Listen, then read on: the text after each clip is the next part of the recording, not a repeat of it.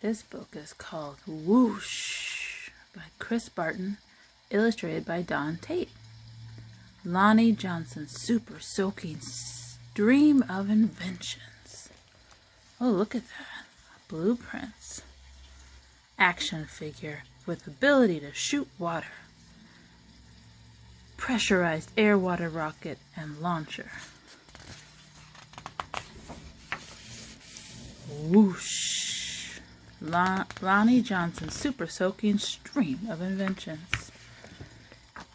Every day brought a challenge for young Lonnie Johnson. The challenge was finding space for his stuff. 6 Johnson kids were squeezed into their parents' small house in Mobile, Alabama.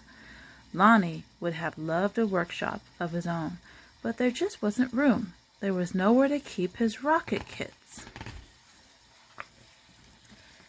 Bamboo shooters, rubber band guns, erector set, go-kart engine, bolts, screws, and other spare parts his dad let him bring in from the shed, and various other things he hauled back from the junkyard. Look at all that stuff, Benji. Lonnie loved building and creating ideas for inventions.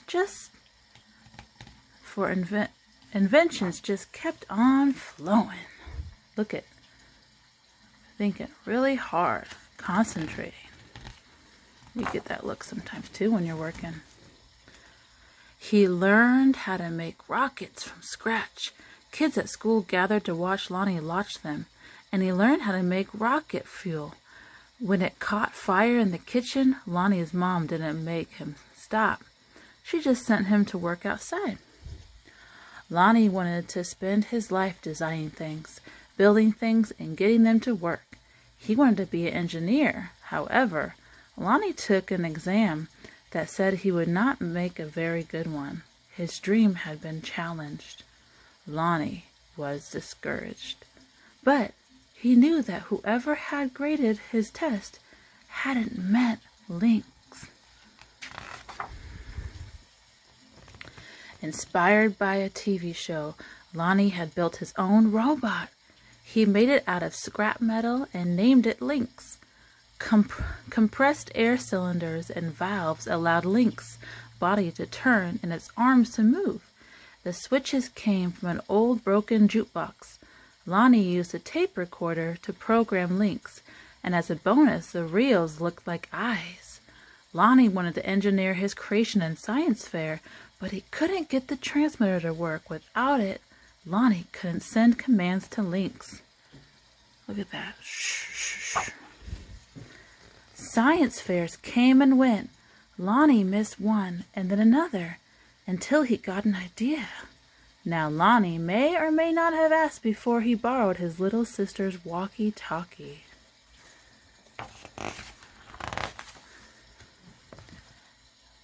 But it fixed the transmission issue. His school's team took freshly finished Lynx to a 1968 science fair at the University of Alabama, where only 5 years earlier African-American students hadn't even been allowed. Having to compete in a place that still wasn't very welcoming, now that was a challenge with a capital C. Against other schools from all over the state, Lonnie's team won first place. Look at that. First place. The robot won, Benji. Soon, Lonnie left home to go to college at Tuskegee Institute, where he stood out as a self-confident, insightful, creative thinker. He stood out as a student who asked the right questions, precisely defined problems, and formulated solutions. And he stood out as a guy who built his own booming sound system out of a cast-off electrics. It even had lights that flashed in sync with beats.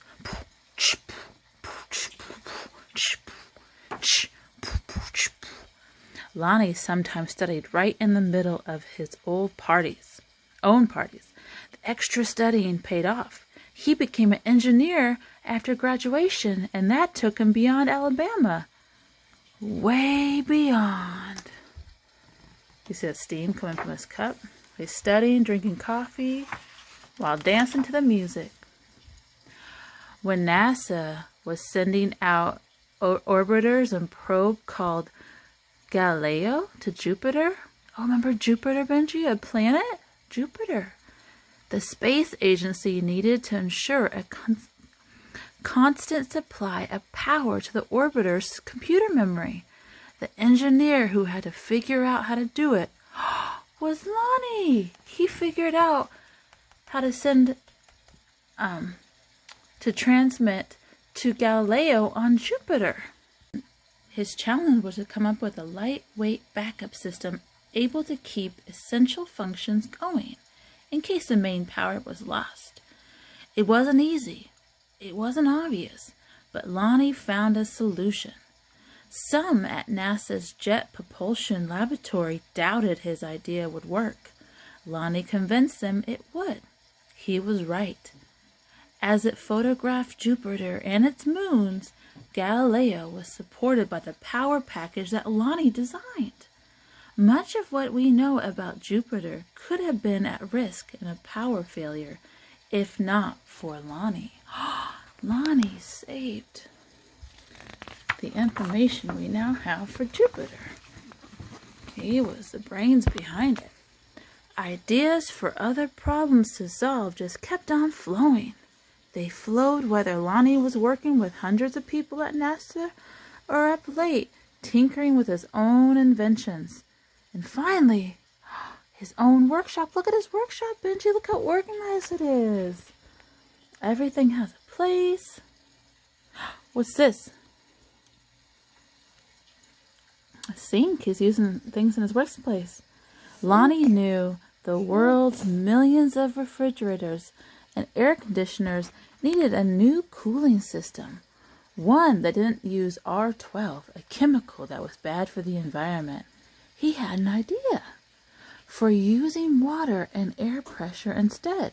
To test his idea, he made a pump and a nozzle, connected them to the bathroom faucet, turned on the faucet, turned on the pump, and then what do you think's going to happen?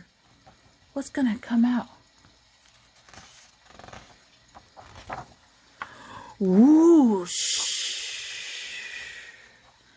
The steam that blasted across the bathroom was so powerful it created a curtain-swirling breeze. It also gave Lonnie an idea for yet another invention. This, he thought, would make a great water gun. Remember those little guns out on the porch you play with? Those are little tiny water guns. First, he had to find or make the parts, including a pump small enough to find for a child to handle. Then he had to glue the parts together into a prototype, an early version with room for improvement. Whoosh! Finally, Lonnie tested his strange-looking squirt gun at a picnic. "Does it really work?" a man asked. "Sure," Lonnie said. "Want to see?" Lonnie worked the pump, which squeezed air into a chamber. When he pulled the trigger, the air escaped, forcing water out with a whoosh. Look at that. What's that? H. Yeah. O. D. S. H. Yeah. I. WHOOSH and an exclamation mark, which looks like an upside down I. Whoosh. For a water battle to be a fair fight, there couldn't be just one of Lonnie water guns. He needed help making more. So he went to a toy company after toy company after toy company. Look at they are saying, no, no, no, no, no, no, no, no, no. And then finally he gets a yes. The word no flowed again and again, but finally one company said yes. It planned to make his water gun. Lonnie also had other projects, a water-propelled toy airplane, 2 kinds of engines, and his cooling system. He had found investors to provide the money for turning his ideas into products people could buy. He made a leap of faith, quit his day job, and devoted himself to full-time inventing. He was an inventor. But soon, each plan fell apart, even the one for the water gun. These things sometimes happen, but when they happen, one after another to the same person, well, that's some pretty bad luck. Lonnie didn't have a job. He didn't have the money he'd been counting on. He and his family had to move out of their home into a little apartment. He was angry and scared. But Lonnie had dealt with the challenges all his life. He knew a lot about solving problems, and he still believed in his inventions, especially the water gun. Lonnie went looking for another toy company. Look at that, Lonnie's not giving up. He's persevering.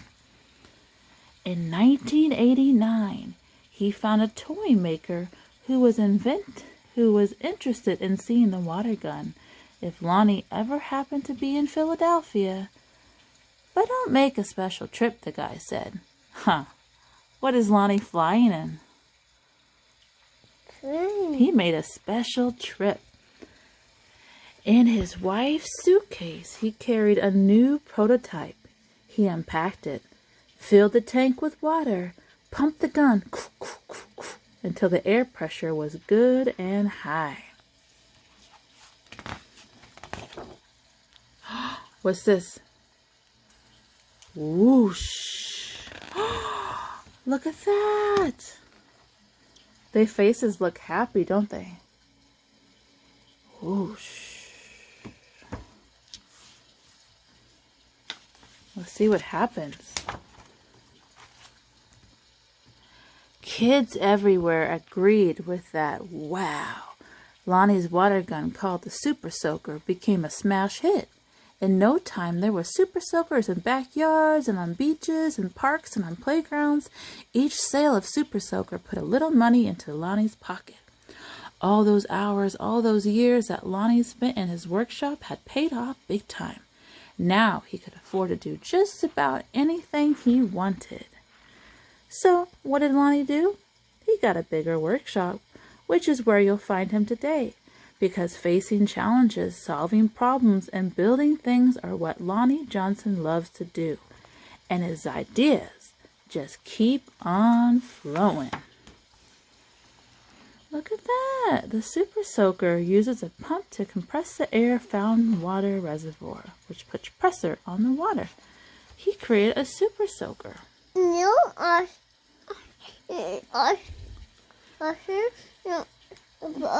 Yeah, look at all these inventions. A portable multimedia projection, the liquid propelled transporter toy, rocket toys. It goes.